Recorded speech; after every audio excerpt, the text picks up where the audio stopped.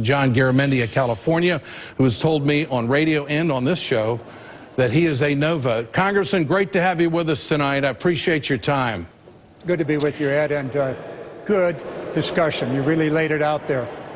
Well, where do you stand tonight, Congressman? There's been a lot of lobbying from the White House on Capitol Hill. Do you think they're moving votes?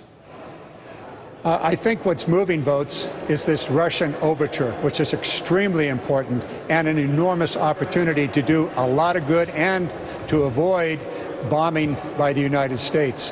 I think we have time in Congress. I remain a no vote, but I think we have time. We need to keep this issue on the table, let it stay there.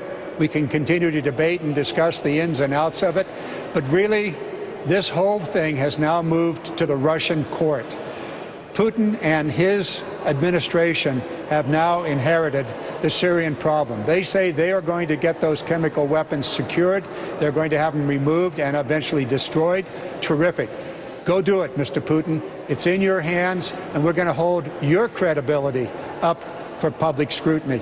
That's a good thing. Do you think we can trust the Russians? I mean, is this a new day dawning in diplomacy? I think we can trust them, and I think we can verify that they're actually getting it done. We know where those weapons are, and we know that the Russians have, as we have over the last 20 years, destroyed nearly all of our chemical weapons stockpile. We have more to do. They have more to do. They know how to do it. We know how to do it. Well, okay, go get it done, Mr. Putin. Yeah. The ball's in your court, and this is a real opportunity to protect the Syrian people from chemical weapons attack and the neighborhood. Sure. And really set a much better policy in place for the whole Middle East and move to the negotiating table on the Syrian civil war. Congressman, 63% of the American people are against a strike. Yep. Do you think members of Congress are willing to side with the president and say, I needed to give him that diplomatic power, although I really wasn't for a strike? I mean, the president tonight is going to ask for the order. He's been on Capitol Hill, and his people have been on Capitol Hill for the last several days, asking for a yes vote. He's saying, you got to give me the yes vote so we are united moving forward in the international community. Is it worth it to members of Congress to take that leap of faith? I don't think we're at that moment yet. I think the president has said that this issue can go along for some while. Secretary Kerry said it's got to be done quickly. Well, define quickly. As I heard today, quickly doesn't mean tomorrow, doesn't mean the next day. It really means that we have an opportunity with France taking this issue to the United Nations Council and Russia. Yeah. All of us working together to solve a major problem in the Middle East. This is good. We have some time in Congress. We don't need to vote today, tomorrow, even next week, but we need to have this issue on the table, ready to go. And what do you expect out of the president tonight? Do you expect him to lay out a detailed plan and a future for Syria? Does he have to go that far? What are your expectations? What do you think he has to accomplish tonight? I think he needs to focus on the chemical weapons. I think that's the issue of the moment and the issue in the weeks ahead. He said so when he announced that he was going to take action.